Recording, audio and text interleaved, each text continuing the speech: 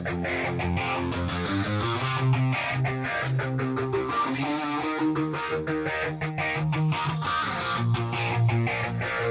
been trying to call. I've been on my own for long enough. Maybe you can show me how to love. Maybe I'm going through withdrawals. You don't even have to do too much. You can turn me on with just a touch, baby. I look around and since it is cold and empty, no one's around to judge me.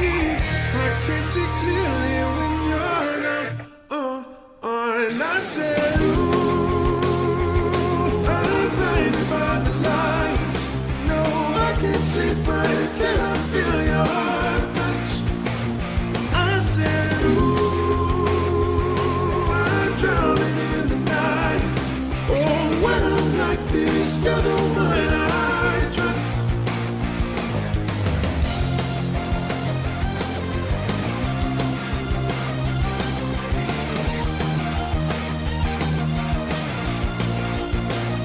I'm running out of time, 'cause I can see the sun light up the sky. So I hit the road in overdrive, baby. Hit the road in overdrive. The city's cold and empty. No one's around to judge me. I can't see clearly when you're gone. And I said, ooh, I'm blinded by the lights. No, I can't sleep until I feel your heart touch. I said, ooh, I'm drowning in the night. Oh, when I'm like this, you're the one I trust. I'm coming back to let you know I can never say no before. But whenever I let it go, this time I said, ooh, I'm blinded by the lights. No, I can't sleep until I feel your touch.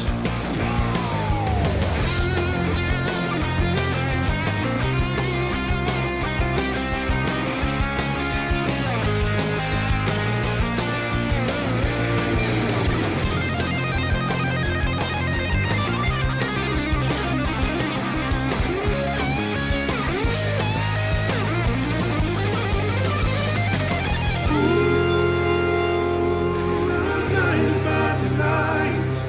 No, I can't sleep until I feel your touch.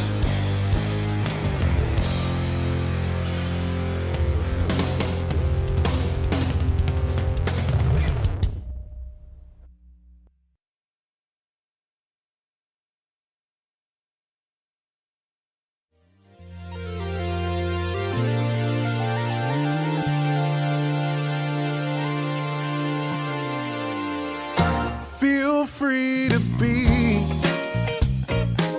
whoever you want to be. Feel free to dance, feel free to sing, just feel free. Feels like the world is picking on ya. Feels like it's picking on me. But trying to please everybody, that ain't no way. You know, every week,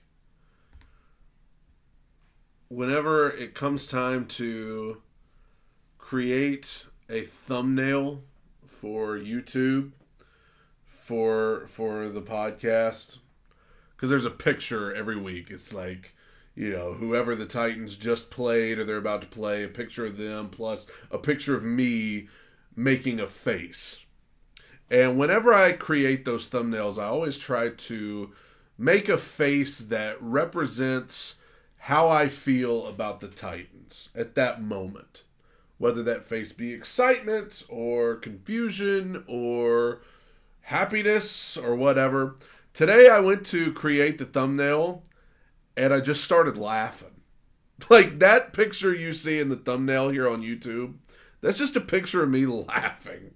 Because I always think to myself, how do I feel about the Titans right now? And today, when I asked myself that question, I just started laughing. Because I don't even know what to say anymore, all right? I do apologize. The episode is happening later today than usual. We had our first round of Thanksgiving festivities last night, so we're a little late getting in today. But the Titans are, for a lot of Titans fans, this is uncharted waters. Because I went and looked just to be sure so that I would know what I was talking about here today. I went and looked. We have not been in this position in 8 years. It's been 8 years since the Titans and Titans fans have been in this predicament. Meaning it is November and this season is over. There's still games to go. There are still games to be played, but the Titans are 3-7, and in terms of having any aspirations for the playoffs, this season is over. Is there any value in continuing to watch the games? Well, sure. We're fans. We don't get to not watch the games. You sign up to be a fan of a team, you got to watch the games. And this is the risk that we all take. As fans of football, this is the risk we take. When we sign up to be true diehard fans of a team, you run this risk. The team could suck. You get all excited about the season, and then come November, you're already looking ahead to April, to the draft. It's a risk we all take. And the Titans and their fans have not been in this situation in 8 years. I looked this up, all right? 2016... the Titans did not make the playoffs, but it came down to the very end. In fact, if I recall, Marcus Mariota ended up breaking his leg. And the Titans had a lot of high hopes. He broke his leg. They missed playoffs. But it came down to the very end of the season. Okay. 2017, the Titans did make the playoffs. I think that was the year they ended up coming back in Kansas City and winning a playoff game. Okay. 2018, the Titans did not make the playoffs. This was Vrabel's first year. Titans did not make the playoffs, but it came down to the very end. As a matter of fact, I was at the game against Indianapolis in the last game of the season. It was for the AFC South. I was at that game. It came down to the very last week. 2019, the Titans made the playoffs, went to the AFC title game. 2020, the Titans won their division, went to the playoffs. 2021, the Titans won their division, went to the playoffs. And then last year, we remember the Titans did not make the playoffs, but again, it came down to the very end in Jacksonville. So the Titans have at least kept it interesting until the very end of the season for 8 years.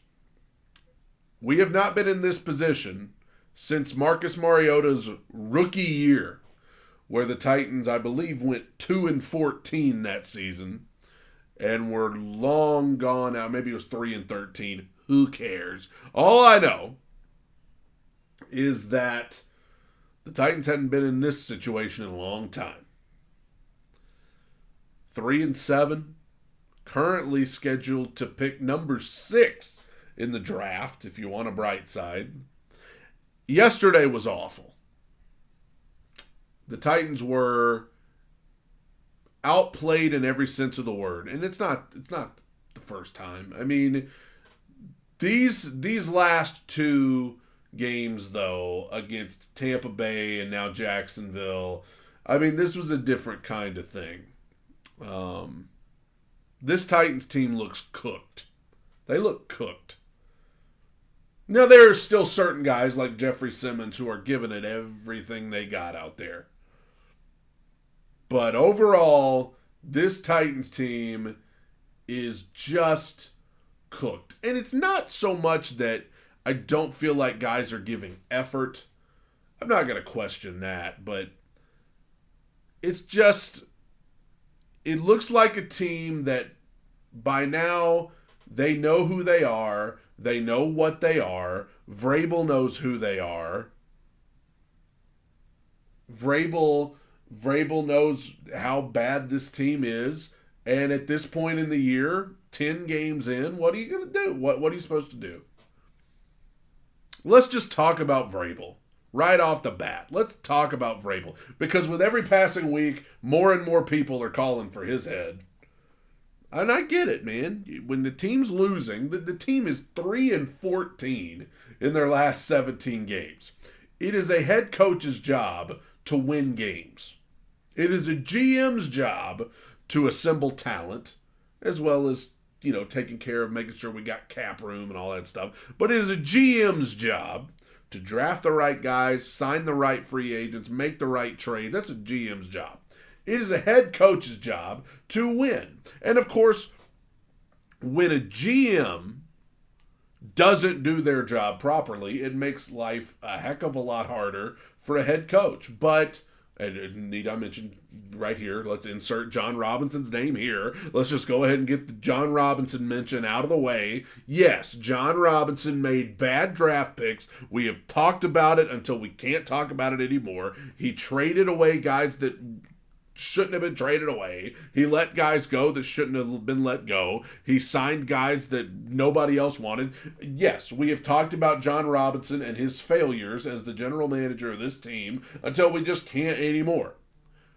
But what about Vrabel? How much of this does Vrabel get the blame for? Because ultimately, wins and losses are that's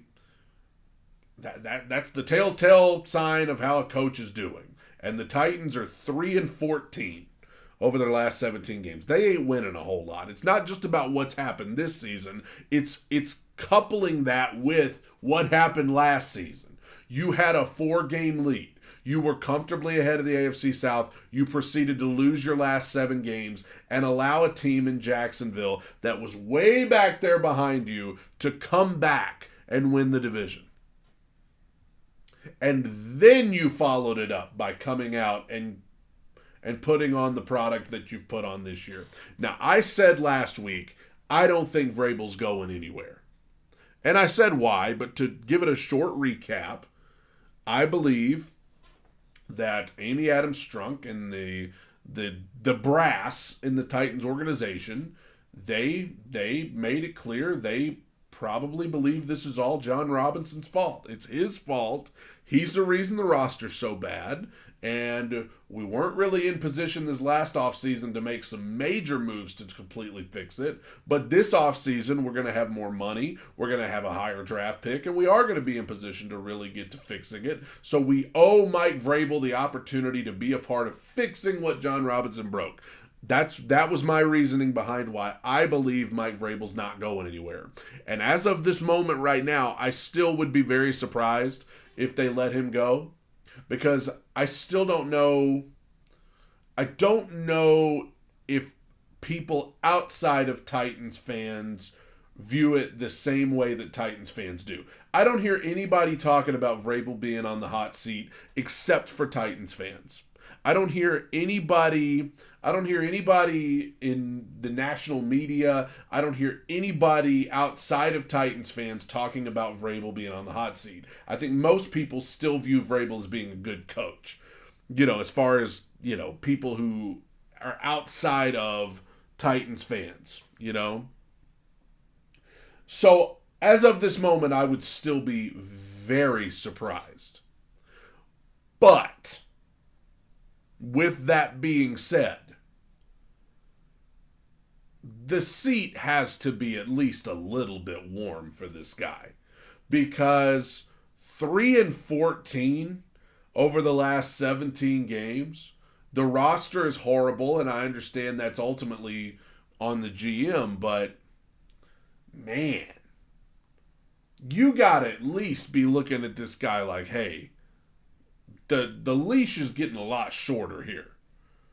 Like, we need to, first of all, beyond Vrabel, we need a new special teams coach. We need a new offensive line coach. And I'm at least willing to at least consider the idea of a new defensive coordinator, although I don't think that's going to happen. But at least we got to start by the offensive line coach, the special teams coach. I mean, it's just awful. That's got to change. So I mean, let's start there by telling Vrabel, like, hey, some of these guys you have on your staff are horrible. And I'll give Vrabel this. He did the right thing last year in getting rid of Todd, by God, Downting. You guys see there are people on Twitter saying that Todd, by God, Downting needs to be given the job of calling the plays for the New York Jets. Can you imagine? Can you imagine how bad of a spot you got to be in to be like, we need Todd, by God, Downting? Anyway, back to the Titans. I think Vrabel's seat's a little warm, and depending on what happens if they lose to Carolina? What happens if they lose to Carolina on Sunday? I mean, that would be a terrible loss. Even though the Titans are long since out of it, that would be a bad look. For you to lose to the Carolina Panthers, that would be bad for him. What if they lost out? What happens then? Like, at what point does Amy look at this guy and say, okay, like, unless everybody just has a mutual understanding, John screwed up our roster and we don't have a lot of talent. Like, if they've all mutually agreed upon that, then he's probably safe no matter what. But, right now, yeah, it's true. The roster's not good. The roster's horrible, actually. But also, in addition to the roster being horrible, there are certain guys on this roster who have been a giant disappointment. Guys who we expected to be good who are not performing very well. Guys like Chigo Okonkwo. Guys like Treylon Burks. Guys like Monty Rice. Guys like, Elijah Molden. Guys who have now been around for a couple of years. Guys that are now in their second year that we expected to progress. Guys like Aaron Brewer. These are guys that we expected, Dylan Radins, to be further along than they are, and they're not. Okay, how much of that is coaching? Because that's a coach's job too. Take these young guys, progress them to the point where they can come in and be big-time players. Okay, there's a lot of guys. I get guys like Andre Dillard and Chris Hubbard. These are guys that you brought in on Dollar General free agency. These are guys that you just brought in just to hope that they could somehow outperform what you thought they could do. But for guys like Chig, guys like Molden and Monty Rice and Treylon Burks, these are guys you drafted. These are guys who once showed significant promise, and now they're regressing. That's not good, because you're going to need those guys to be big-time players for you next year. I know there's this idea that we're going to revamp the entire roster. Yes, you can get better with as much money as they have and draft picks, like, high draft picks. Yeah, you can get better, but you can't just change out every single position. You can't just get rid of everybody. You're going to need some of these guys to get better next year. You're going to need Chigo Okonkwo on the team next year performing well. You're going to need Kyle Phillips on the team performing well. You are going to need Monty Rice. You are going to need guys like Rashad Weaver and Elijah Molden. You're going to have these guys on the team next year playing well. You can't just say, well, they regressed, we're done with them. No, you're going to need Josh Wiley. You're going to need Will Levis. You're going to need Peter Skoronski, maybe even NPF or Jalen Duncan. You're going to need these guys to come in and play well next year. You can't just get rid of everybody. This ain't Madden. Okay, this ain't the video game where it's franchise mode. You can just literally get rid of everybody and sign all new guys and draft all new guys. No, some of these guys are going to have to come back and be better. And I don't know if it's the fact that these guys just aren't good. Are they not being put in a position to succeed? Is their training bad? Like, what's going on here? Because I'm seeing guys, forget the guys that were brought in and pretty much we knew they probably weren't going to be any good to start with. I'm talking about the guys who we expected to be good, and they're not. That's something Vrabel should have to answer for. I mean, there are some things, yes, you can chalk it up to John Robinson, you could chalk it up to bad decisions he made. Yes, some of it, to be fair, that is on him. But Vrabel's not innocent here.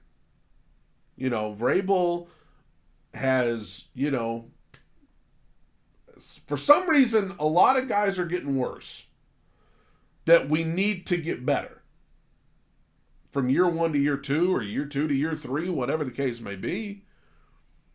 I also think that, through some of the hires that he's made on his staff, I think they were bad hires. I think they've proven to be bad hires. And whether we cut ties with Vrabel or not, we got to cut ties with some of these guys. And if this team continues losing, it at least allows Amy Adams Strunk to set this guy down and say, okay, bud, 2 miserable seasons in a row. Because last season was miserable too. I know it started off good, but that 7-game losing streak where we just watched Jacksonville come back and win the division, that was miserable. Now this season's awful. So you at least have the right, Amy does, and so does Rand Carthon, to look at this guy and say, okay, bud, you're not the coach of the year anymore. You're not the coach of the year anymore. You're not the be-all, end-all anymore. The team's losing a heck of a lot. So you kind of need to get with the program.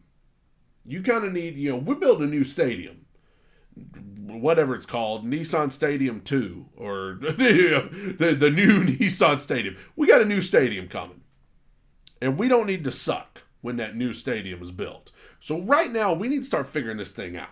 Like, enough of the do better, play better, coach better. No, we got to figure it out. And I don't know if you guys saw Vrabel's press conference today, but that was a defeated man that I saw up there. I don't know if you guys watched it. That man stood up there and flat out said, we aren't as good as Jacksonville. They outplayed us, they outcoached us, and we're not as good as they are. And you know what? I actually prefer that, because, I'm more of the type, I'm like, just give it to me straight. Just tell me. Don't try to sugarcoat it. Just tell me, okay? And the fact that he was willing to stand up there today and just blatantly say stuff like that, that tells me that he can't say what he wants. I'm sure that he and a lot of players like Derrick Henry, Jeffrey Simmons, I'm sure there's things they would love to say. Things that they probably say in private that they can't say publicly. If, for instance, Mike Vrabel, Derrick Henry, Jeffrey Simmons, whoever, Will Levis, they can't stand up there and say, hey, our roster sucks. Like, they can't say that. They can't get up there and say, hey, this guy that we brought in free agency is a bum. They can't say that. They can't get up there and say, hey, this guy playing corner for us is really underperforming. They can't say that. Even if they're thinking it, even if they all know it to be true.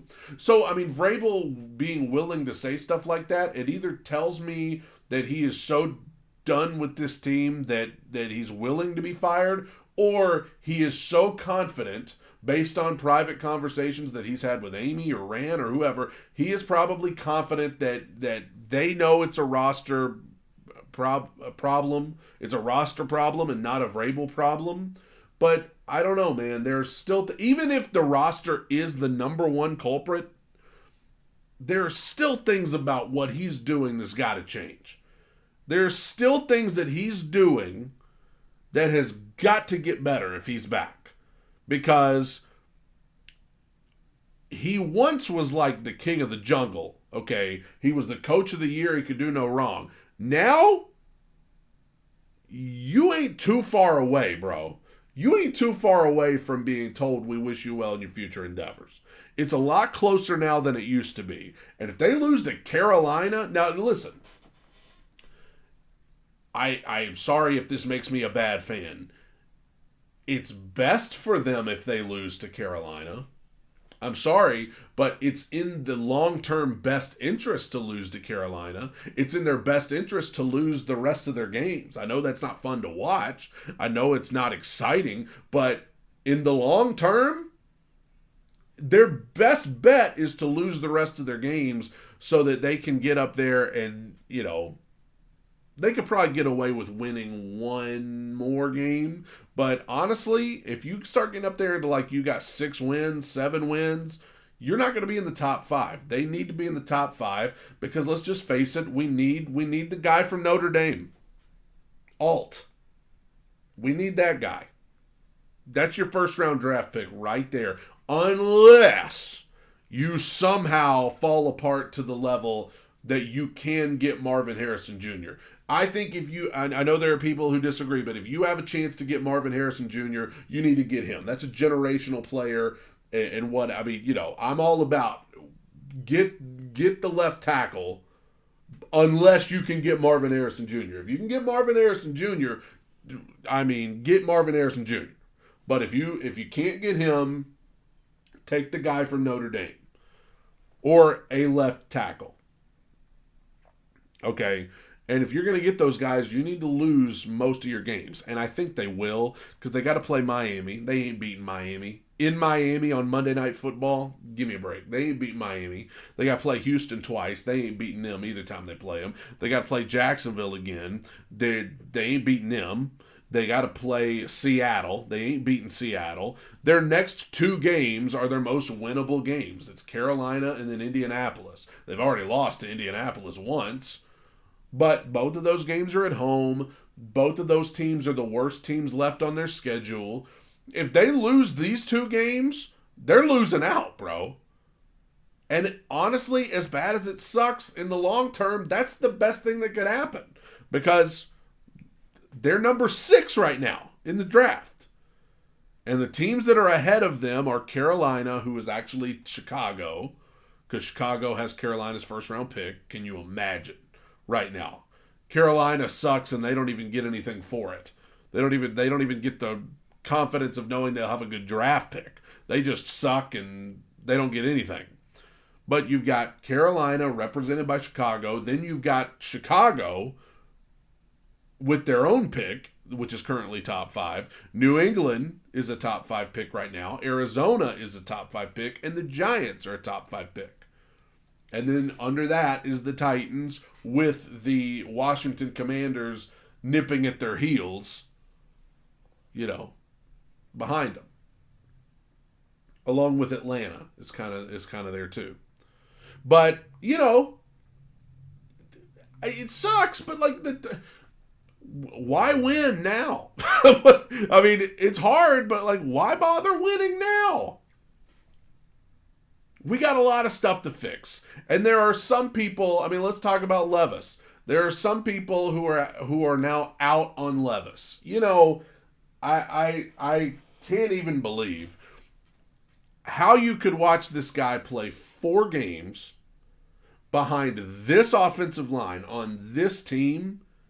I'm not saying he's been perfect. Sure, he's made throws that weren't good. He's missed open guys at times. He's made bad throws. Sure.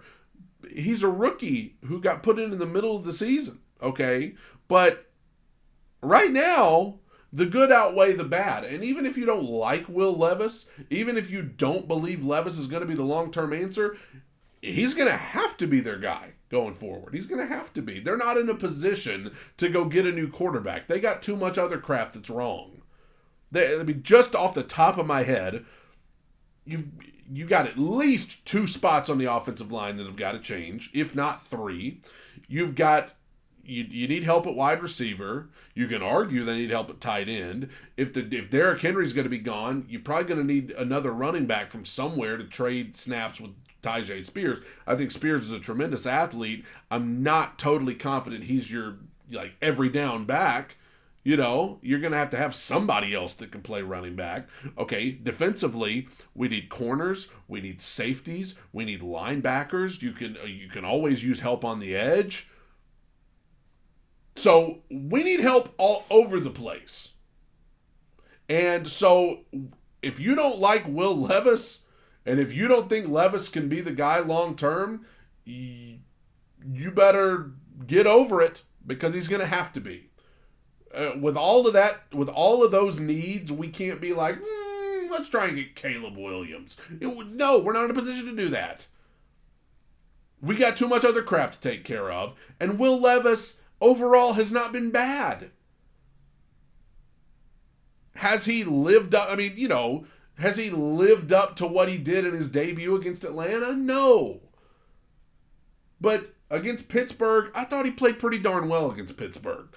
Your second game ever on a short week at Pittsburgh against TJ Watt and all of those guys they have with that offensive line, I thought he was arguably more impressive against Pittsburgh than he was against Atlanta. Tampa Bay, you could have put Joe Montana in there and he wouldn't have done anything because the protection was so bad that it was unwatchable. And then you've got the game yesterday, which was just about as bad. And I thought he did okay yesterday. I thought he did all right. I would say Atlanta, Pittsburgh, Jacksonville, Tampa. In that order is how his starts have gone. But how you can watch this team right now and walk away saying, well, Levis is clearly the problem. I mean, I just don't get that. Like, how you could and I know for people that aren't like me and you who watch the Titans devotedly, yeah, everybody's just going to blame the quarterback and the coach. That's the easiest things you can do. And sometimes that's merited. In some cases, yeah, the quarterback is bad. In some cases, yeah, the coach is bad. But in some cases, it's just a convenient thing to say. Because if you watch this team, we can't tackle, we can't cover, we're undisciplined, we can't block to save our lives. Outside of Hopkins, nobody can get open. When they do get open, they drop it. Like, there's a lot wrong. Okay, it's a bad team all around. So, with the rest of this idiotic year that we're in, again, probably best to just lose. Because I'm numb to it. Can I tell you this? Because maybe it's because I was around for that 2014, 2015 stuff. I am far past coming on here every week and acting surprised. And I'm reading the chat as I go here. I've just got so much to say. But, I'm far past coming on here every week and saying, how could we lose? I get it now. I get what the team is, It's a bad roster and they're undisciplined and they're not any good. And now that they're losing, they've pretty much surrendered to it. And yes, Titans Rossi is in the house, and it's good to see him in the chat. But, it's a bad team. Okay.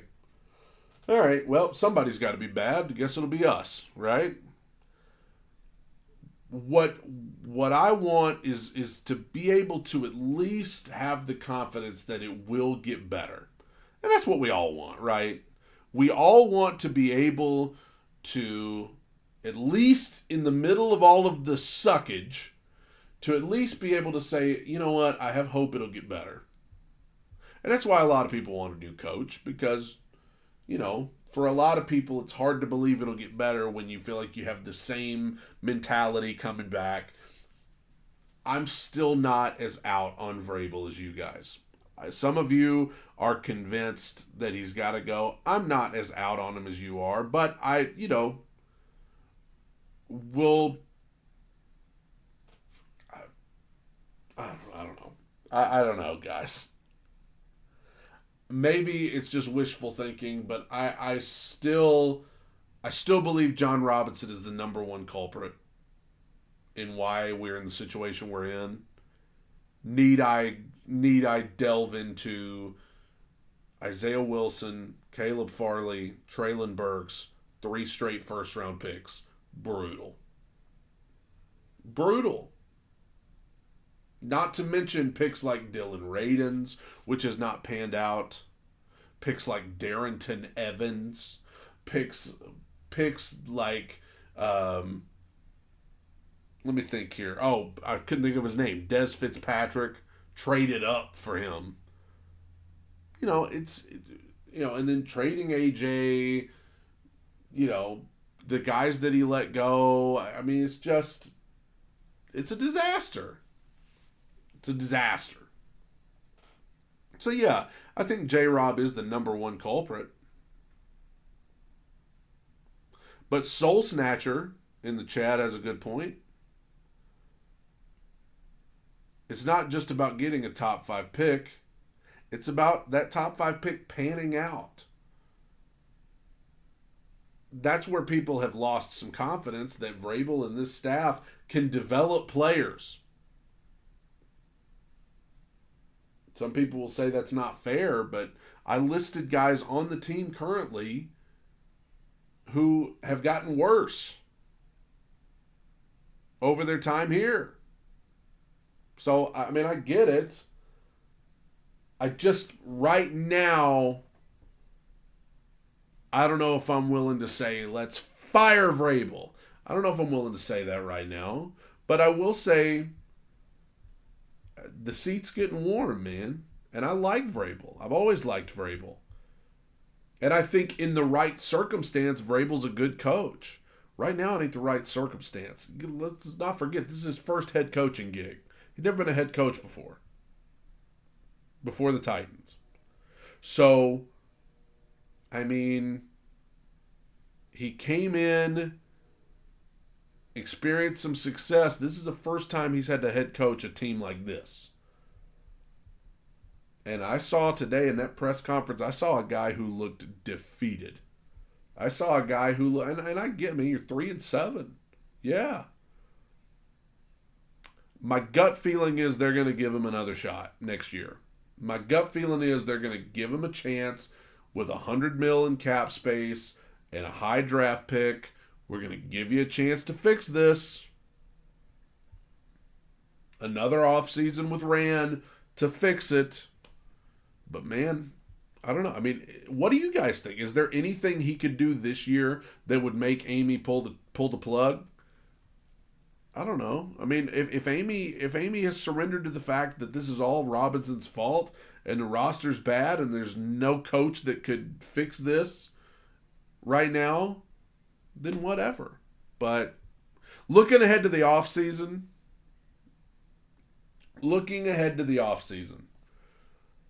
the Titans can fix some of this, but they can't fix all of it in one offseason. As many holes as they've got. Listen, let's just talk offensively.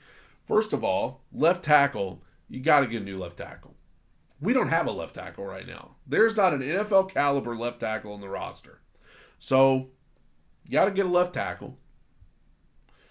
Left guard, okay, you got Skoronski, great. I mean, and they might move him around. They could try to move Skoronski to left tackle, but I don't think they will. It's time for a new center. I believe. I don't know if they're going to do it, but I mean, Brewer's a free agent at the end of the year. The snaps yesterday were awful. He's still, like, I would say he's probably second only to whoever's playing left tackle. He's probably the second worst on the line. Then you got Brunskill, who I'm not convinced Brunskill's not going to retire. Because, I mean, Brunskill, I think he'd been in the league a while. So, I mean, he might retire. If he doesn't retire, I mean, yeah, you could talk me into bringing him back and putting him at right guard again or moving him to center or something. But either way, I think you've got 3 open spots on this offensive line. If not 4. Ultimately, you can't replace 4 guys with starting level offensive linemen. We tried that last year. So theoretically, you get a new left tackle in the first round of the draft. Let's say that. You bring Skoronski back, stick him at left guard. You're going to have somebody probably already on the roster who can play one of these other positions. Whether that be NPF, who I'm not a big believer in. This season's been awful for him. Suspended for 5 games and then came in for a little bit, was underwhelming when he played, and then he got hurt. Not a big believer in NPF. I'm intrigued by this Jalen Duncan. He didn't do too bad yesterday. If it was me, Chris Hubbard's got a concussion. He's not going to be able to play for a while. I would stick Jalen Duncan at right tackle for the rest of the year and say, buddy, this is your audition to get the job moving forward. And if he does great, that's one less thing you got to worry about. Because you need as many guys as you can roll with next year that are already there. Not just Skoronski. You can't properly replace 4 positions on the offensive line and expect them all to be good. You're going to have to get a new left tackle. We already know. As Wesley Barnes. What's Isaiah Wilson up to? Man, it would have been great if he panned out. One of the worst draft picks of all time. You're going to have to get a new left tackle. You're going to have to get a new center. You're going to probably have to get a new right tackle. I'll say right guard for now.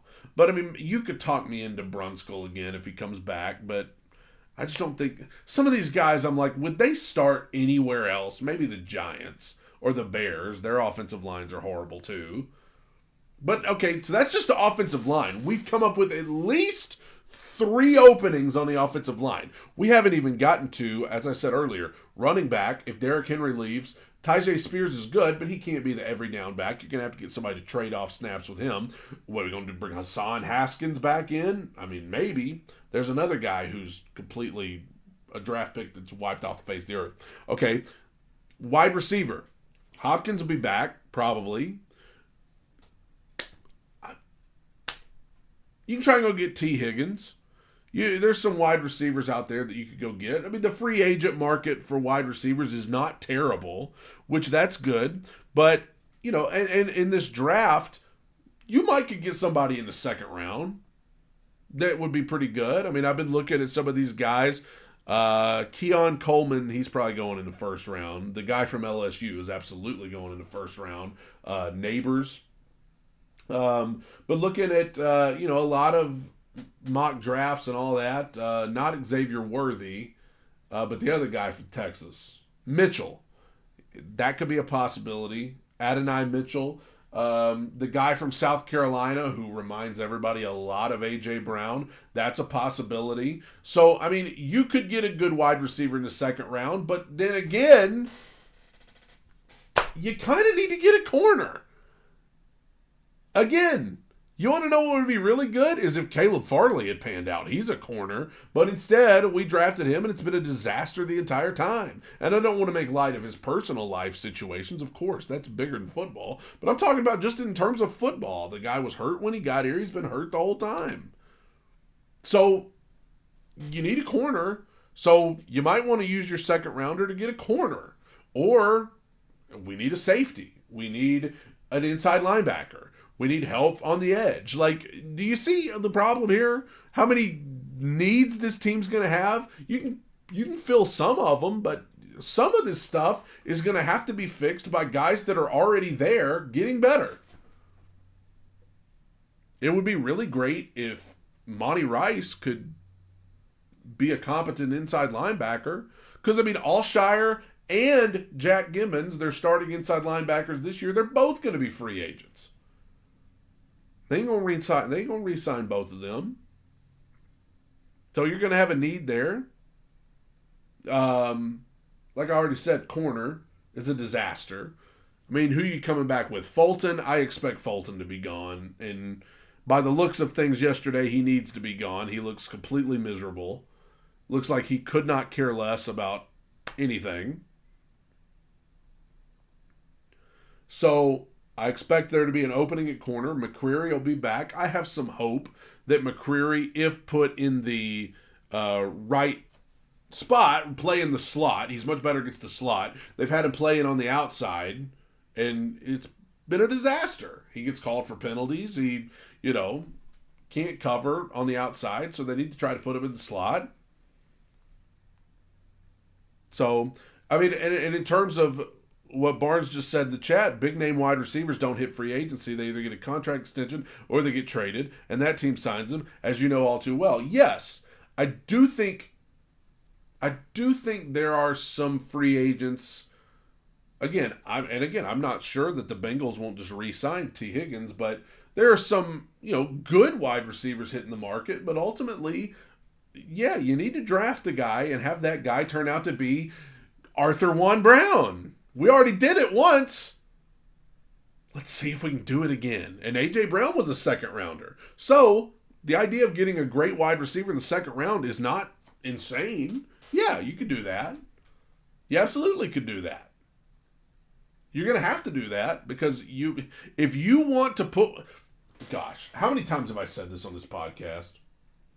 If you want to put your young quarterback in a position to succeed, you got to get talent. You cannot you can't take Will Levis next year and say, all right, bud, we've got this guy off of Arizona's practice squad here. We've got the wide receiver 4 from Chicago. We've got John Stempleton that we got from Carolina. He made a couple catches for them last year. And we're going to hope that this is good enough for you to succeed. No. You want to know what Philadelphia did? They said, we're getting every freaking good guy we can. We're getting every good guy we can, and we're putting him around our quarterback until he's good. Miami did the same thing. So, if you really want this Levis to succeed, if you really want this guy to have a shot, don't do what the Chicago Bears have done to Justin Fields.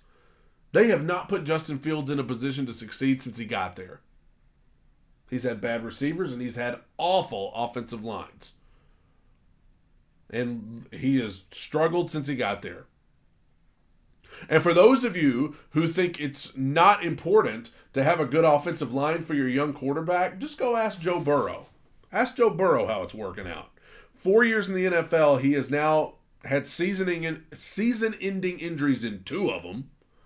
And the reason they didn't win a Super Bowl a couple of years ago is because of how awful their offensive line was. The Rams destroyed them in the Super Bowl. I guess it's good that they got there, but it cost them a world championship. So the offensive line's got to be fixed. And as I said earlier, if they're in the top 5, which they very well could be, and thank you, Bruce, Andrew Luck, there's another great example. If they're in the top 5, and they very well could be, I want the left tackle from Notre Dame. That's my pick right now. Unless you end up at like number 2 and you can get Marvin Harrison Jr. Again, yes, if you get a chance at a generational player, okay, let's take him and draft offensive lineman in the second round. But as it stands right now, unless you have the shot at Marvin Harrison, get your left tackle and let's begin the process of fixing that. Because as good as DeAndre Hopkins has been, you don't need DeAndre Hopkins to be wide receiver 1 next year. Okay, he can be very productive if he can be your slot wide receiver, but let's not have Hopkins come back next year and say, all right, you're our only guy. But some of that is going to have to be freaking Kyle Phillips has got to get better. If Traylon's here, he's got to get better. And I'm saying that's a big if because I think there's a very good chance they could try to trade him and just get whatever they can get for him. He's been a disaster the whole time he's been here. Kyle Phillips has shown promise, so he could be something for you. So you need to hope that he can be. And, I think there's a good chance they could probably bring back a guy like Chris Moore or Nick Westbrook-Akine, but these guys need to be at the bottom of the depth chart, not the top. They need to be like the guys you fill out the rest of the receiving core with. They don't need to be number 2 and 3.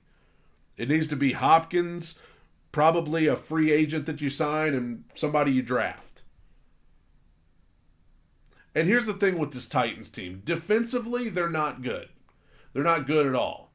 But I can't even dwell on the defense because the offense is so bad that I could sit here for 3 hours and talk about how bad the offense is without even getting to the defense. We had to throw a touchdown to Jeffrey Simmons yesterday. Because who else are we going to throw to? Hopkins is triple covered, baby. So, yeah, I mean, the offense is horrendous. We drafted nothing but offensive players last year. And it only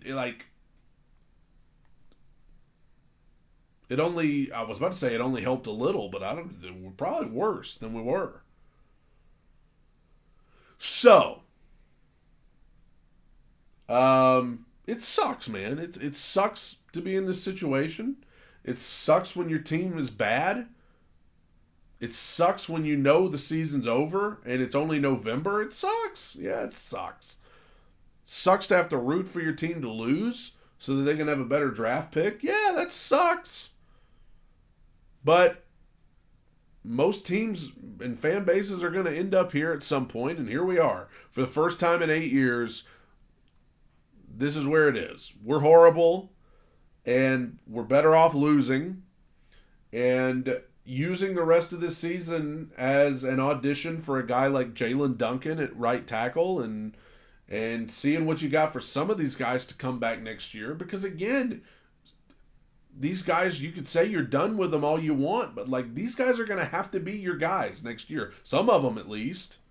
I listed them earlier. Chig, Kyle Phillips, Roger McCreary, Monty Rice, Elijah Molden, Will Levis. This is going to have to be your guys. You're going to have to get these guys good.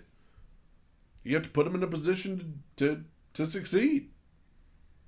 And I do expect this team to look a lot different next year. I expect to have a lot of new players, but you're going to have some of the same ones. And if you want Levis to even have a chance, I mean, if you give him a chance and he sucks, then okay, well. But I mean, you traded up in the second round for him. You've put him in there. You've given him the reins. You've got to go with him. So there better be a concerted effort to put him in as good of a position to succeed as possible. And fix this offense. You've got to fix this offense. You have to. It is, to say it is broken, that's not even giving it the credit it deserves. It is horrible. Horrible. For a lot of different reasons. And a lot of people want to get on offensive coordinator Tim Kelly. I still don't even blame him that much. Because again, what are you supposed to call? I mean, Vrabel even said in a press conference a while back, like, we can't even just drop back and pass because the protection's so bad. We can't just take a snap, drop back, and throw. Like, we can't do it because we don't have time to do it. So, I don't know. And not to mention the run blocking is terrible too. And Derrick Henry, at this point in his career, he needs good run blocking, and he don't have it. So, it's a disaster. It's a disaster. Defensively, I mean, the offense is the first priority to me right now because it's the worst part. It's the hardest to watch. But defensively,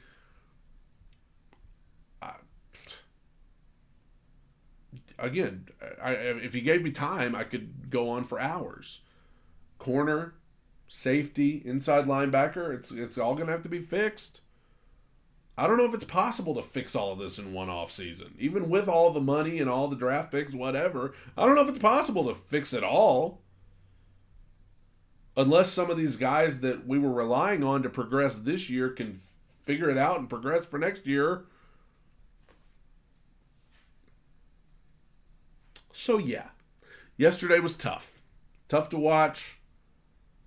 At 27-0, I had to turn it off for a little bit. I just had to turn it off. I had to turn it to the Red Zone channel. I had to just take a break. And I turned it back on just in time to see the trick play touchdown to Hopkins. Hooray! But, I mean, yesterday showed you just how far off the Titans are from Jacksonville. A ways off. And that doesn't even account for Houston, who's also looking a lot better than anybody thought. You know. It's just dark days. Dark days are back, everybody. Dark days are back. I normally talk about the other games that happened yesterday, but I ain't got it in me. I ain't got it in me. You all know what happened yesterday. So, whatever. I've done enough talking. I appreciate everybody for just setting in on this absolute madness that is the Two Tone Talk podcast. as the Titans fall to 3-7. And up next, they host the Carolina Panthers. And would it be embarrassing to lose to the Carolina Panthers? Sure. But it's for the best. They need to, because Carolina especially is one of the 5 teams ahead of them in the draft. Usually you need to lose to them. Lord. All right. I'm going to eat dinner. Try to forget about all this. Let me do say, though, happy Thanksgiving to everybody. Happy Thanksgiving. Hope everybody, is thankful. Hope you're thankful. And I don't know what I'm going to do about an episode. I guess I'll probably do an episode early Friday, because we'll still have Thanksgiving stuff going on then. So I'll try and do an episode early Friday. That's the plan for now. Everybody have a happy Thanksgiving. And you know what? As they say in whatever it is, High School Musical, we're all in this together. So there you go. We're all in it together, folks. And we're going to try to go through these troubled, terrible waters together. And we're going to grit our teeth and suffer through these terrible games the rest of the season together. And this is the Two Tone Talk podcast, baby. We're staying way too high on the wins, way too low on the losses. And the losses are just more and more with every passing day. Thank you guys for joining me. God bless you. I hope you have a great Thanksgiving, great week. Tighten up. Bye, everybody. Feel free to be whoever you want to be. Feel free to dance. Feel free to sing. Just feel free. Feels like the world is picking on ya. Feels like it's picking on me.